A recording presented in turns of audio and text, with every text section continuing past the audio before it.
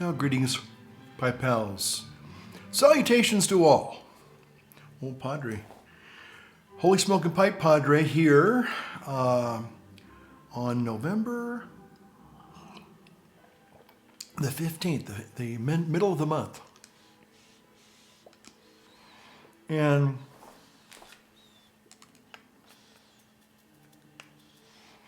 I am smoking a Aldo Villani, an Aldo Villani Calabash. I've smoked this one before. You know, I love calabashes, and this is a Briar Calabash.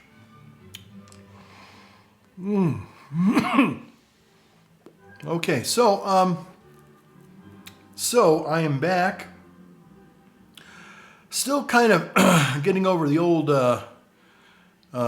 coof, the old koofy. So I'm smoking though. What am I smoking? Well, it's interesting, pipe pals. I'm smoking a Boswell's Blend Cupcake. Suck it up there, Cupcake. Yeah. We'll be talking about sucking it up cupcakes and all that good stuff here in just a little bit. But I found an interesting pouch of Holiday Blend cookies. Well, they're kind of like cookies, tobacco cookies. I know I have an autumnal bag that I got, I think maybe last year.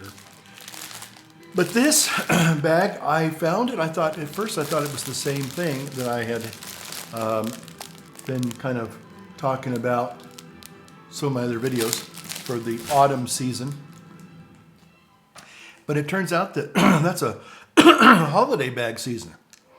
It's got Christmas cookie and cupcake and majestic and spice and nice. All those holiday flavors. Great. So here we are, lads and lassies. So tomorrow is the feast day of St. Margaret of Scotland. So we'll be putting on the brogue tomorrow. And we'll be celebrating all things Scottish. Great. Okay, so got that out of my system. So I got a little bit of just black coffee with a little bit of cream in it. With actually, I put a little autumnal spices in there. But you know, it's about 5:30 on the nose. So I am back with another video. I know this will probably maybe my, well, definitely my second video. I might have made a video for the first. Can't remember. Definitely made one for election night, or the couple of nights before election night. And so I'm here to kind of let some of you who want to tell me I told you so, or you were wrong, or whatever you might want to say in regards to my latest video. And I haven't checked the comments on that one, pipe pals. I'm going to probably do that after I make this video, and then that's how I kind of roll. You know, I check the comments a couple of days after. That way, the majority of the comments, and there aren't that many, we all know, maybe 10, 12, sometimes, depending on the video, I might have maybe up to, I think maybe 30 perhaps. If I really hit a nerve, it might go around that. But normally it's a manageable amount where I can respond for the most part to those who make comments. And if you agree or disagree, and as long as you do it respectfully, I might say, I might give you a response. I'll at least give you a thumbs up, for commenting. If I really like it, I'll give you a little heart thingy there, a little heart thing.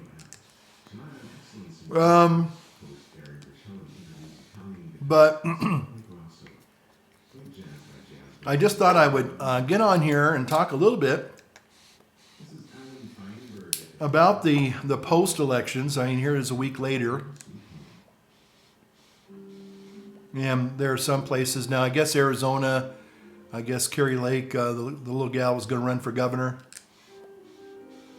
Interestingly enough, the other gal that was running against her, two things. One, she hardly campaigned. She was not a strong campaigner, kind of like somebody else we could mention. A couple of people we could mention, and yet, surprisingly, they won. And also, it always seemed to be interesting now, after 2020, that the candidates that are in these really hot contested battleground states or these hotly contested elections, what do we do now? Well, the way we make sure that our side wins, the progressive socialist communist side wins, is we stop the vote counting and we say, well, we can't count them all right now, but we'll get back to you in a few days, maybe in a few weeks. And that's when a friend of mine says, and that's when the pallets of ballots shows up. And lo and behold, the other person now who was maybe not in the lead or was trailing by a significant amount, miraculously, they win. Yeah. That's how they play that game, folks. And I can tell you why, is because after 2016, when things were normal for the most part, and they realized that Americans, if they're allowed to really vote their conscience, are probably going to vote for somebody that's anti-establishment and is an outsider because they believe that maybe he can turn things around, which he did. You know, whether you like Orange Man or not, that's the thing. But the powers that be said we can't ever let that happen again. So that's now why we have rigged elections, and that's a fact. Okay. You know, it's sort of like the jib jab. Okay. Yeah, they promised that the jib jab would be an effective, safe and effective against the coof. Okay. Well, we now know that those are lies. It wasn't effective. Everybody that got the jib jab that I know got sick, you know. And was it safe? Well, no. A lot of people had, especially young people, myocarditis. We're still hearing about this sudden death, adult onset sudden death syndrome. Most of those people, if not all, got the jib jab. So just saying that the powers that be want to enforce one narrative and one narrative only. One narrative to rule them all. And I'm not going to go into talking about Amazon's disaster, billion-dollar failure of the rings of poo-poo. I won't go into that. And I think I talked briefly about that in a couple of videos ago. But I guess it's finally, at least the first season. Hopefully there won't be a second season because it finally, mercifully, it came to an end. And hopefully a big steaming pile of, it's a big train wreck, really. It's disgusting. I would not have had a single problem with that whole, and I'm sure there are some of you that just love it. God bless you, I say. God bless you, okay? And it's okay, But my only beef was if they just took off that top part, Lord of the Rings, Rings of Power. Don't use Lord of the Rings. Stand on your own 2 feet, That's what I would just simply say about the Rings of Poo-Poo. Is just, if you want to write a fantasy show and you want to base it, it's just like, okay, look, Star Trek, Star Wars, two different universes, two different completely sets of characters and story writing. They're both about outer space, though. Well, yeah, it's a free universe, at least it used to be. And so if somebody wants to write a fantasy that has, all these mythical characters in there and you want to make them do whatever you want them to do and, hey, go for it. But don't use Lord of the Rings because it's not. It has nothing to do with Lord of the Rings. The actual J.R.R. Tolkien Lord of the Rings. It has nothing to do with J.R.R. Tolkien's original trilogy, okay? Why do you need to use that name? Because that this consumer hot mess that you're trying to sell, this dumpster fire you're trying to sell, can't stand on its own in the beginning. So you got to have a hook. And so people that loved true Middle Earth and hobbits and, strong, male characters as well as strong female characters, they were there. You didn't have to do the diversity thing. Or, as the Scottish, critical drinker would say, the message. Okay? You don't have to go there, But these people, they have no ethics. They have no morality. They have no compass of what's really right and wrong. All they know is how we're going to try and make money. And so we'll take a franchise, the beloved franchise, and we'll try and squeeze out whatever we can at the same time promoting the message. Okay? So anyway, I'm off that soapbox. Now I'm going to get on another soapbox.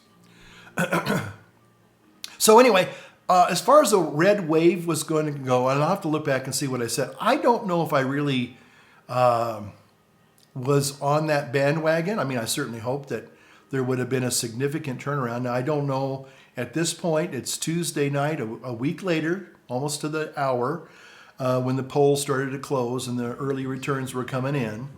But I knew I had a horrible sneaking suspicion that after 2020, that that things were going to be rigged. Yeah.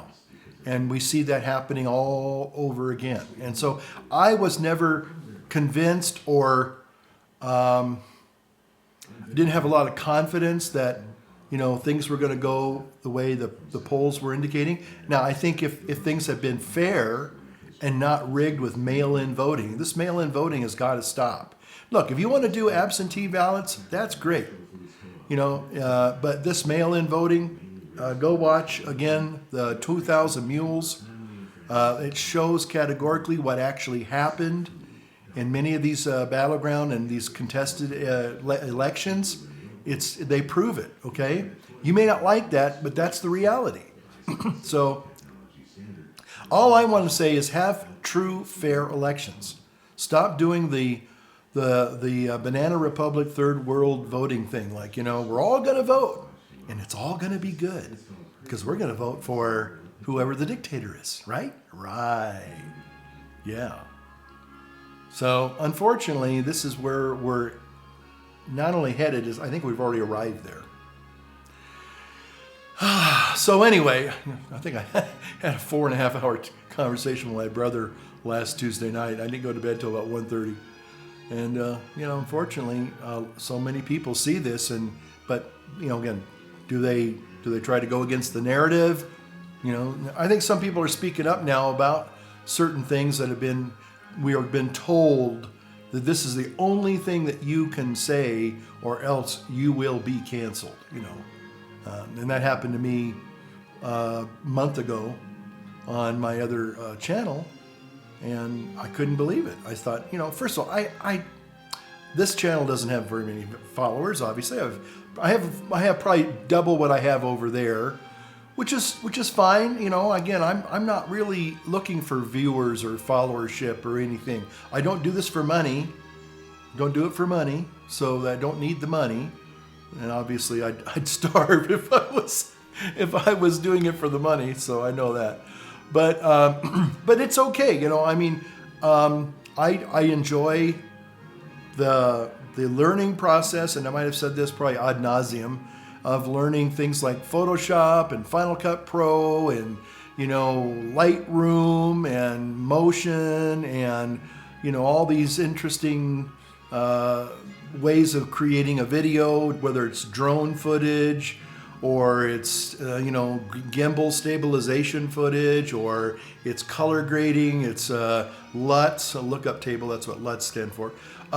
Just all these things. It's like a big toy box, a big play box for adults that people can get into and really enjoy and just have a lot of fun and be creative, be able to just kind of express yourself in a creative way. So that's why I do it first and foremost. It's, again, something that keeps me, a little more cognitively occupied and challenged.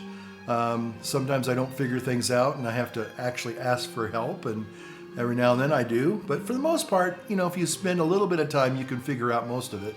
And there are a lot of good videos and tutorials online that, if you want to learn something new in video editing or photography, there's there's a cornucopia of just all sorts of really good, talented guys and gals that are more than happy to share their knowledge to help you bring up your game to an A game or whatever. So anyway, getting back to the election, I didn't really have a lot of confidence in a quote unquote red wave. I just kind of, after being disappointed in the other year, maybe I shouldn't even say 2020, that could get me in trouble too. It could probably I probably didn't have a lot of confidence going in. I kind of said, well, now that they have figured out how to rig things in their favor, well, don't you know it's probably going to happen that way again. So now, like I was saying, I did a little post-election video last week for my other channel, and instead of just splicing that in, it's like half an hour video, so I won't do that here. So I'll just try and recall kind of some of the things that I said in that video. Now, one of the things that I had said throughout this whole thing is I said one of the races, of one in Pennsylvania with Mr. Fetterman, I said the guy's going to win. The guy is going to win. And people thought, well, how can that guy win? He's got brain damage. Didn't stop Joe Biden. But the thing is that I think there were two things that were clearly in his favor. Now, in the beginning, if he had not, quote unquote, had the stroke, and even then I'm kind of wondering if that was even real. Was that just a fabricated thing? But he clearly, because of that, and I think because a lot of people were saying the guy is mentally incapable or he's incompetent to hold office. Well, two things as a result of that. One, first of all, the stroke and the disability gives him a big sympathy boost, big time. And then the other thing is that in this country, I don't care what you stand for. We're seeing this now, case in point. Now, if they can make pedophiles sympathetic, then that's going to be a foregone conclusion that it's going to be okay now. Yeah. Although that's going to leave a lot of people now in kind of in a legal quandary, because if we now move forward, which we are, to legitimize and normalize pedophilia, then a lot of the sex abuse cases, whether it's against the church or schools, you're going to have a hard time now kind of defending those, or putting them forward. Just saying. But it does look like what you do is you make the person sympathetic. You make them the underdog. You make them the oppressed, or the one that's being, discriminated against. Oh boy. If you got that discrimination card, that's good as gold. Yep. And I think that Fetterman got that sympathy card, the sympathy vote, and he was seen as the underdog. And the other third thing, which is also important, is that Mehmet Oz was horrible. Well, he's a horrible person, and he's a horrible candidate. He's not a likable guy. I'm sorry. He's known probably throughout the world, and he has fame. But, he never comes across as a likable guy. He just comes across as a guy, a doctor with a TV show, and he puts out information and you take it or toss it, But for the most part, yeah, he's not a likable guy. Yeah. So I knew Fetterman was going to win. A lot of people thought, you're crazy. There's no way. Well, no, this is how we play this game, folks. We don't care about people that are competent. We only care about if they're, discriminated against. That's the thing that sells. Discrimination. If you can prove that I'm a discriminated class, I'm in a discriminated class, then I get certain attaboy or attagirl points. It's just clear. It's out there. And then the other thing that I have to say is that sadly, and I guess this is a reliable,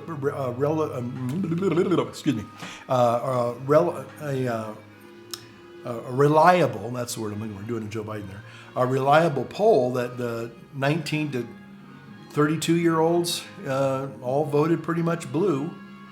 And they're in favor of things like abortion and the radical LGBT agenda and all that, perversion stuff.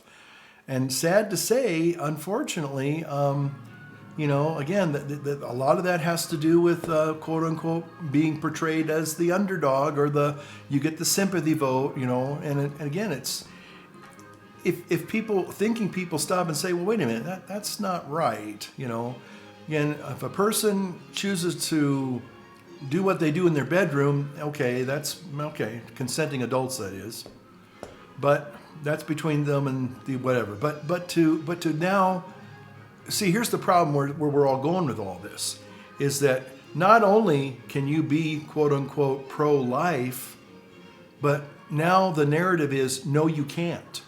It's not that the people or the abortion people disagree and they're being very vociferous. What they're doing and what other sympathy type groups are doing, or just discriminate against groups, they're now literally moving forward to say you can't say these things anymore. We were not going to give you. We're going to take away this right of you to have your own beliefs, because you disagree with us, and now we're going to force you.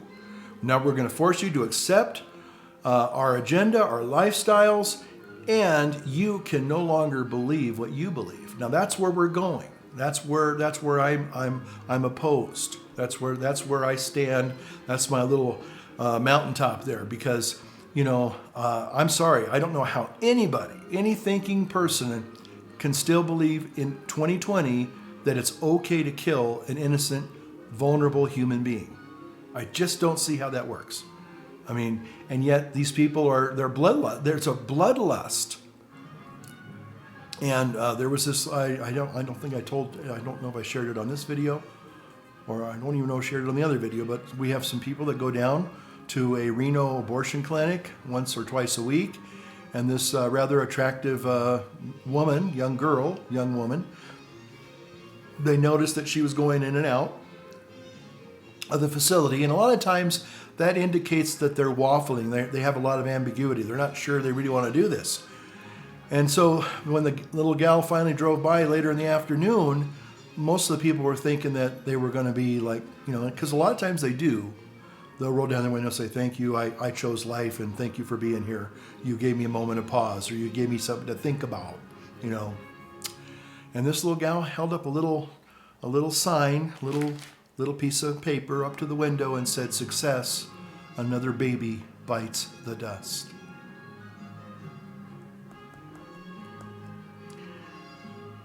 Another baby bites the dust. And they call that success. I call it sick.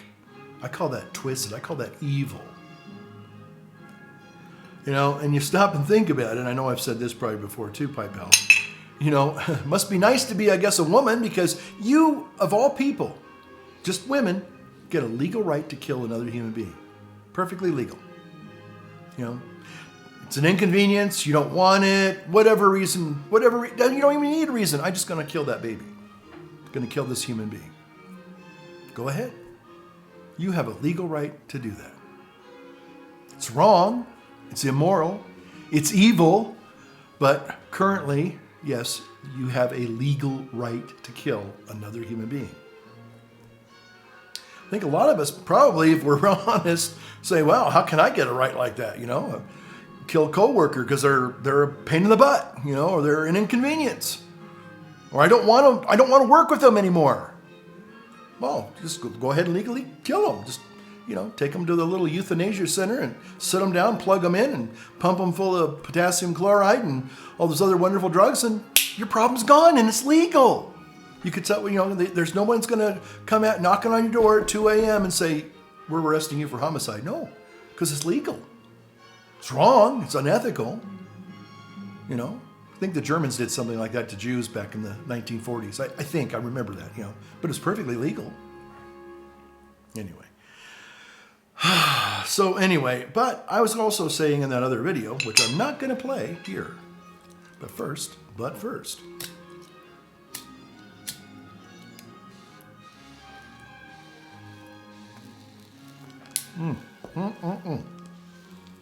This is Cupcake. All right, suck it up there, Cupcake.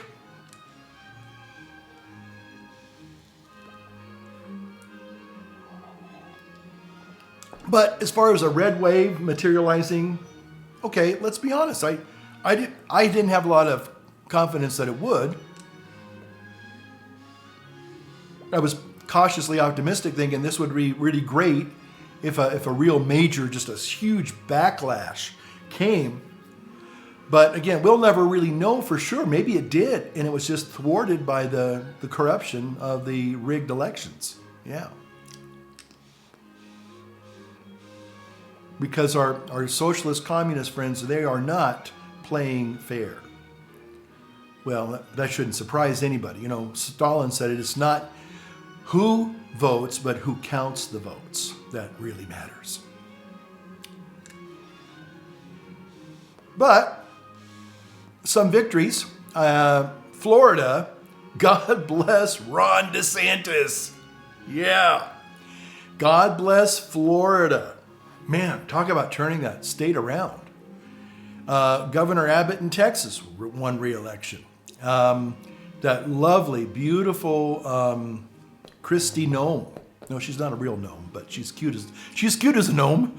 But man, she won. Okay, and here's the real sweet. Here's the icing on the cake, pipe pals. Sorry if I'm offending some of you, but the real winners were the fact that Stacey Abrams, that disgusting excuse and pile of excrement, and Beta O'Rourke, I know it's Beto, but I call him Beta because he's such a beta male. Those two losers lost for like the third time. Now, of course, Stacey Abrams is going to tell you that she actually identifies as the governor of Georgia, so that's all that matters. So, unfortunately for her, they don't have pallets of ballots, or the people that were rigging those machines probably didn't know how to. They probably rigged it, you know, the other way, and they went, "Oops, ooh, whoa," you know. So anyway, we'll take that win. Yeah. But anyway, so and it looks like at this video, there's still back and forth, kind of a little bit ups and downs. Apparently, the Senate will probably stay in the hands of the Democrats, but it looks like possibly the House of Representatives may now be in the hands of the Republicans. So let's see if that materializes. At this video time of this video, I don't think that's actually done deal. It's still written in Jello. So again, I don't hold out a lot of hope, but I'm hoping. I do hope that the House can be like a kind of putting some brakes on some of this crazy, ridiculous stuff that's been going on. Mr. Old, what's his name? In the inimitable words of Joe Biden, my butt's been wiped. Anyway, My Butt's Been Wiped has pretty much dismantled this country. He's destroyed, or is trying to destroy and end fossil fuel production, which is absolutely ludicrous, you know. But the people that are selling you the globalist agenda, they are kind of in control. They're driving the bus, but I think they're driving the bus off the cliff. Okay, it's interesting to see Elon Musk get into a tussle with Biden and the globalists. Although he is a transhumanist, he believes that we should try to improve humanity with artificial intelligence, whether it's a chip inside your brain or whatever it is to extend biological life. And there comes a point where we all have to face our mortality. We all have to face our mortality. I don't know if anybody likes that sobering reality, but you know what? It's important. It's really important. And I think if we take it really seriously, instead of just ignoring it and pretending it doesn't exist, and maybe someday they'll find a cure for death, because that's what this whole transgenderism and stuff is really all about. It's like the first step in a bigger picture, because I feel like, well, if I can deny my biological reality as a man or a woman, pretend to be the other or neither, then the next step will be whatever that is, and the ultimate goal is to abolish death. And the reality is that we don't have the power to do that. Only God Almighty has the power to do that. That's why, even though it was written 200 years ago or 70 years ago, Mary Shelley's Frankenstein, the message rings clear even now. When we try and play God, all we do is we get ourselves in a whole lot of trouble. And we're doing that. Whether it's experimental gene therapies and forcing people.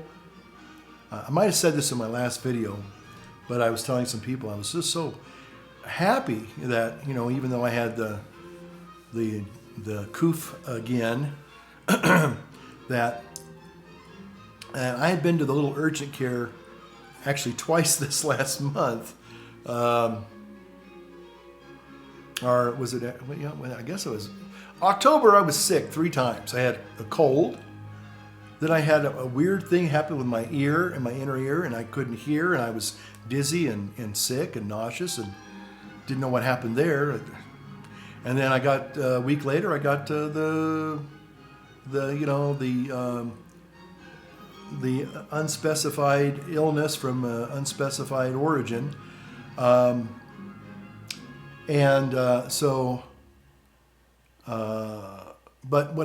the couple of times that I went into the urgent care, now looking back on it, I realized, wow, that's interesting.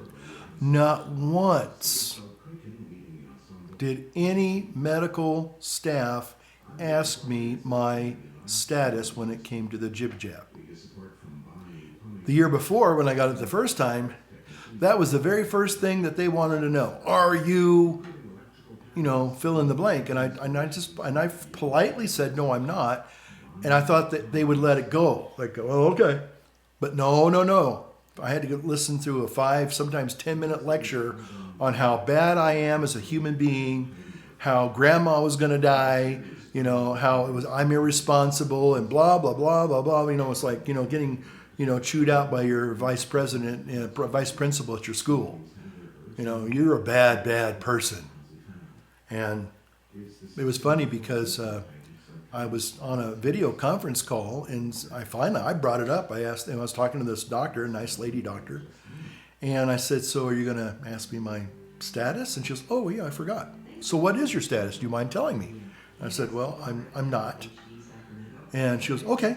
Would you like to try some of the medicines or whatever? And I said, no, thank you, not at this time. And doing okay.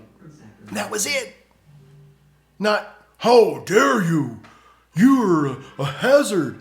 You're going to be spreading all this infection and disease, and I'm going to be spreading Black Plague or something.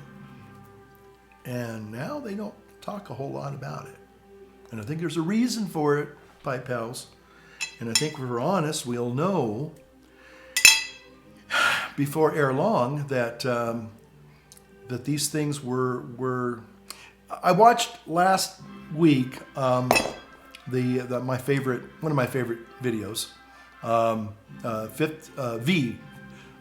Is it V for Vendetta? Yeah, V for Vendetta. I want to say V for Victory, but V for Vendetta. And I know it has a lot of different types of messages in there. I'm not upset about certain messages that some people say. Well, how can you say you like that movie when it's so pro this or pro that? Well, it goes beyond being a certain specific pro of a certain agenda. It's basically oppressing people. Period. Okay.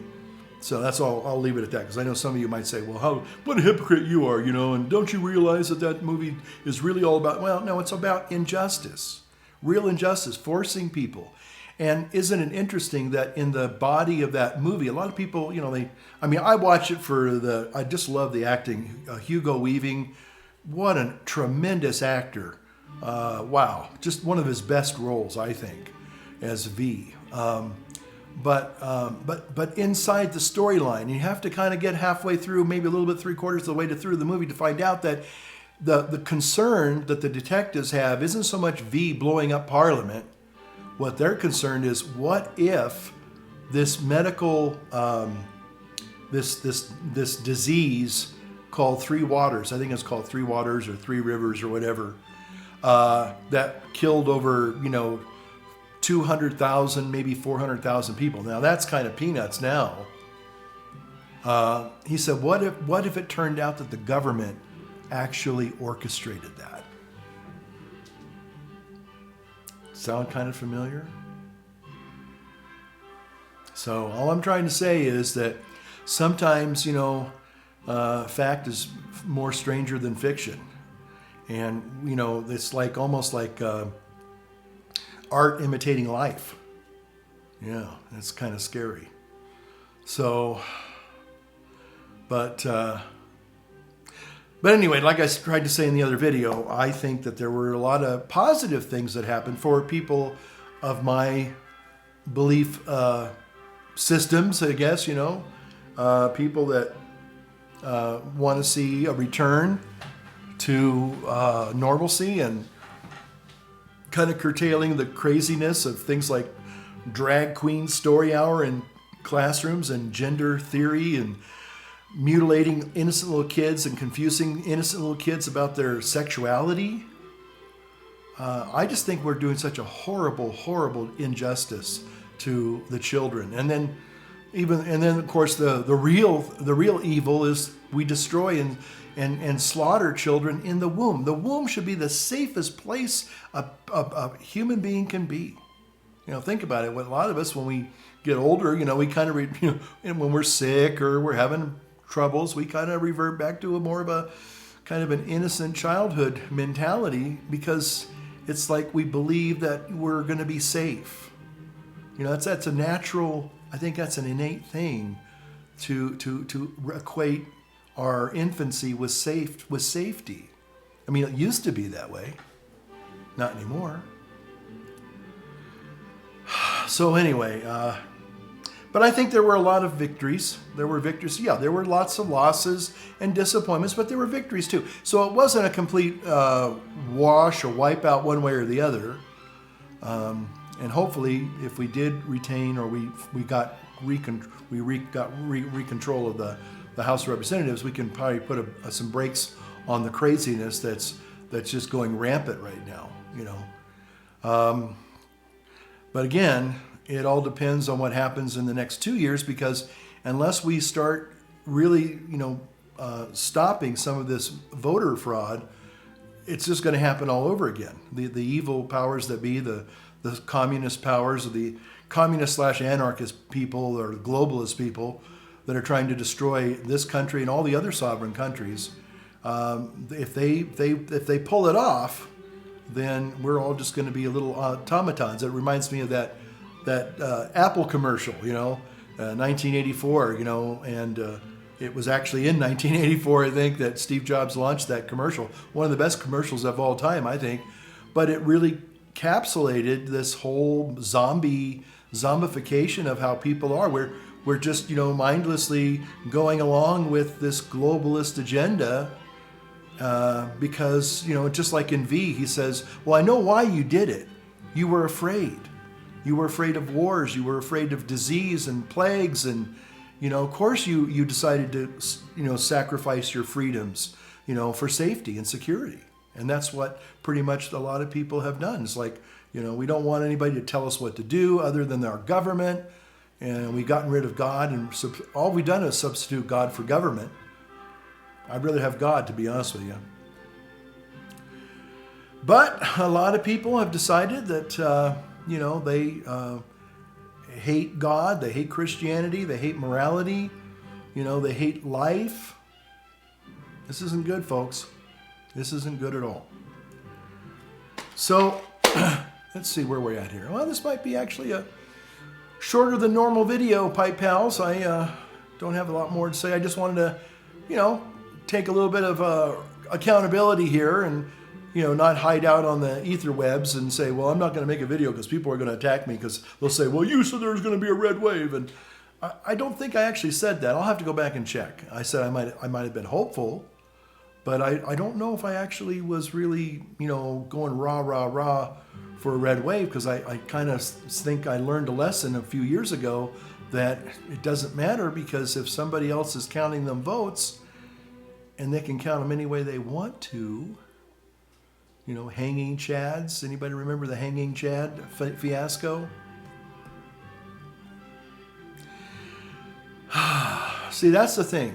We used to live in a country, where you really, even though you might have been disappointed by the outcome of an election, there was never any question of, well, that's the way it is. They won fair and square. Well, now it's no, they stole it. They didn't win it, they stole it. And unfortunately, unless we stand up and challenge them and point it out that this was rigged or this is very suspicious, at least at best, and we have some evidence that shows that there might have been some type of voter fraud or tampering, and we fight it in the courts. But if we just kind of bend over and kiss our took us as goodbye, it's just a matter of time before they pretty much tell you, no more pipes, and you have to be off the street by 10 o'clock, and you can't read certain things, and by golly, you can't believe or say anything that goes against the narrative, or else we're going to put you in some little wonderful all expense paid gulag, and you're going to enjoy that for 20 years. Have a nice day. And then you turn your neighbors and your friends and your coworkers into informants. That's a wonderful society in which to live. But we're moving in that direction. Maybe, and some people would already say, we're already there. We're already here. Anyway, I hope we can put the brakes on and turn things around. Yes, some of you may disagree vehemently with what I'm saying. And you know what? You have the freedom to do that. And you should celebrate that. But unfortunately, every day it seems like there's this political, cultural erosion that's going on, and it's taking out the foundation of all the good things that we believe and hold near and dear as Americans, as Christians, as patriots. So, I'd rather live in a country where I have the right to disagree with my government without them censoring me and canceling me. That's not a good place to live. And we're living there right now. We're in that estuary of freedom and totalitarianism. We're right kind of in that middle part of it. And it could either be all the totalitarianism and authoritarianism could be fleshed out, or it can just completely take over and the freedom is all evaporated. It's all washed out. But there's this kind of sloshing going on back and forth. So hopefully some people will wake up and say, hey, you know what? We need to put a stop to this, because, I don't want to, I mean, I grew up, 65 plus years ago, and I remember a completely different country. Now, again, yeah, things change. Car styles change, technology changes, attitudes change, sometimes for the better, sometimes for the worse. But there was always a sense of, well, this is America. I mean, yeah, you could. I mean, and I actually knew somebody who actually he declared himself a communist, and he was proud of it. Most people thought he was a nut and he was a kook, and they didn't give him the time of day when he talked about, his love of communism. But anyway, but it was a free country, and I think most people respected the fact that, hey, buddy, you believe what you want to believe, but I disagree with you. And that was the beauty of that world in which I used to live. But now, no. If you don't say the right thing, if you don't subscribe to the current narrative as it's being promulgated to you, you will believe this, whether it's, it comes down from on high, from Joe Fauci, what's his name, Joe Fauci? Ted Fauci? I can't remember what his name, Dr. Fauci. Yeah, Dr. Fauci, yeah. Anyway, what is his first name anyway? Is it Joe? I know it's a Joe Biden. My butt's been wiped! But anyway, but the thing is that, you used to have this wonderful thing called freedom, and and everybody had that, you could be, literally you could be at the time anything you wanted to be, even if it was a little bit considered odd or outside the norm. But now we don't have that. We only have a certain prescribed narrative, from the government. That should scare a lot of people. My best friend's mom, we called her Mrs. B. We love Mrs. B. She was wonderful. And I remember they had a blue Chevy Nova. or it was a Chevelle. It was either a Nova or a Chevelle, blue Chevy. And I'll never forget, because it would be parked in the garage, but you'd always see the back bumper sticker. And the back bumper the back bumper sticker read, "I love my country, but I fear my government." And I have to say that I kind of cling to those words, because that's where we're going right now. You know, this is a great country, without a doubt. It has great history. Does it have problems? Is it imperfect? You betcha. Has there been racism? You betcha. Has there been discrimination in some form?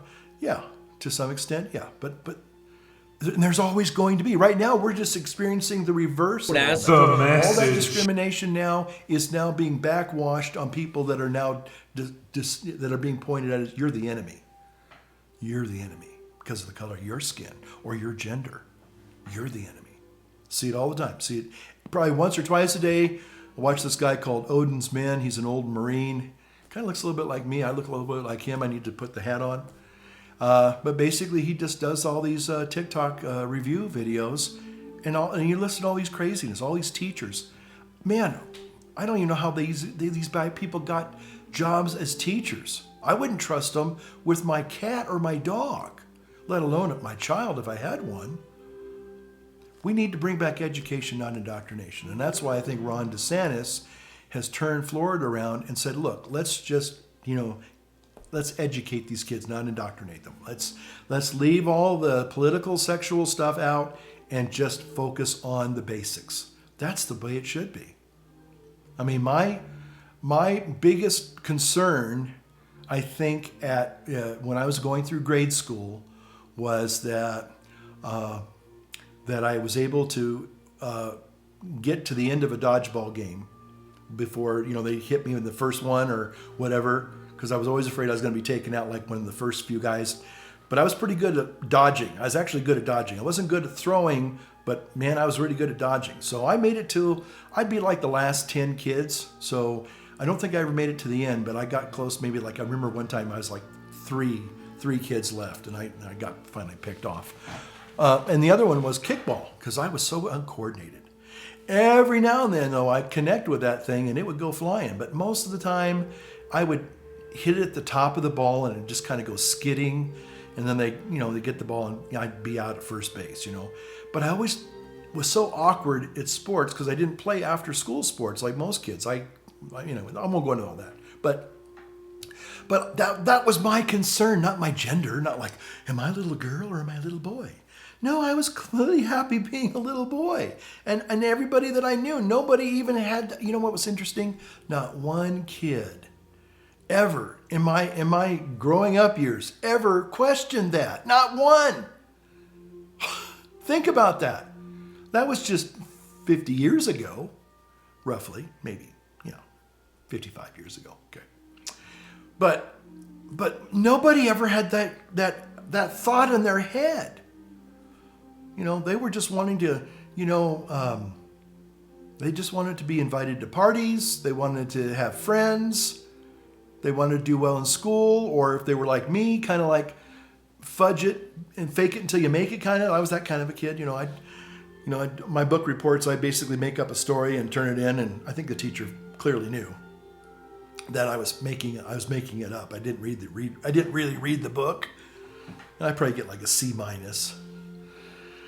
Anyway, but those are the things that I was concerned about. I was kind of concerned about the little gal that I had a secret little crush on and wanted to give her my milk money, and hopefully she wasn't going to reject me, and she did eventually, though. Yeah, anyway, I was crushed. I was just devastated. But anyway, that's all I can say, is that those were the things that I was, nervous about, I wanted to do well in, or I was afraid that, somebody was going to laugh at me, if I said the wrong thing or did the wrong thing. But not once did me or any of my little colleagues, classmates ever think about, well, I think I'm a little girl, not a little boy, I don't, that whole idea never was ever present in our psyche. It just wasn't there. this whole transgendered nonsense is they talk about, well, genders is a social construct. Well, guess what? So is transgenderism a social construct. It was probably just made up in the last 15 years. Cisgender, genderqueer, two-spirit, non-binary. That's all social constructs. They're just newly invented social constructs. Again, these things did not exist in the minds of people 50 years ago. Now, there were transvestites. I found out about that, I think, in high school or maybe in the Marine Corps. But that was later in life. Guys wanted to wear girls' clothes. Okay. Well, I wasn't saying okay, but, apparently that was, some guys did that. And okay. But it was like, that's it. That's not normal. That's abnormal. That's on the fringe, and it's like, hey, do you, dude. But it's not like you're going to come to me, in your dress and say, oh, you call me ma'am, and, a fun movie, a fun documentary to watch, if you haven't seen it already, is, What is a Woman, Matt Walsh.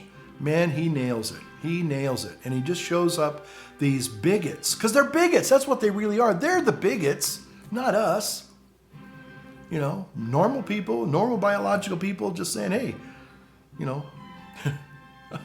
it's a great movie. I might even watch it tonight. It's just good for a laugh, because some of these people are just absolutely bizarre. The opinions they hold, you believe, you believe what you want to believe. But for you to then come back and say a normal person is, well, no, you're not really a man. Your sperm don't make you a man.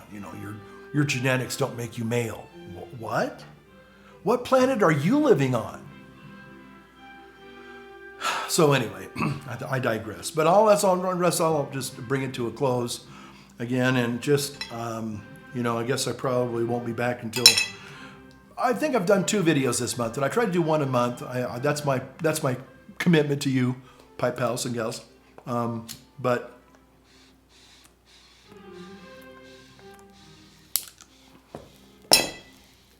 unless the Lord comes back next week, praise God he would. Please God he would. But until that, or the California falls off into the ocean, one can always hope. I'm state line, so I'm probably going to be okay. If that actually did happen, where the San Andreas Fault cut off most of California and it just slid into the ocean, well, I'd kind of be saying, well, maybe I need to buy some shorefront property in Placer County. And it's not Lake Tahoe, it's the Pacific Ocean. Yeah. And I really don't hope that happens. I really, somebody, oh, you're such a hypocrite. You talk about being tolerant and everything, and here you are talking about the mass extinction of millions of people in California. There's a thing called being facetious, okay? That's not going to happen. The likelihood of that happening is astronomically improbable. But I certainly would like to see a certain governor, or I should say tyrant, dictator, be removed from office. Be nice to see him be removed from office in handcuffs and shackles. I'd love to see that. Okay, so I think I've exhausted all I'm going to share with you tonight. Again, thank you for spending time with me if you did. It's kind of funny. Some people, I was talking to a friend of mine, they said, I just don't have time to listen to those videos that go over 10 minutes, either mine or others. There's like Jocko Willink, I talk about him, or Jordan B. Peterson, or, some of the guys at Daily Wire, they go on for hours. Joe Rogan, 4 or 5 hours. And people say, I don't have time to listen to that. And that's true. But there are some people that love those longer videos. So those of you who like to, have a pipe and listen to what I have to say and my pipetifications, and you like the longer videos, well, thank you for staying around and, having a pipe with me. I appreciate that. Okay. Well, thanks for watching. Thanks for, again, spending time with old Holy Smokin' Pipe Padre. And,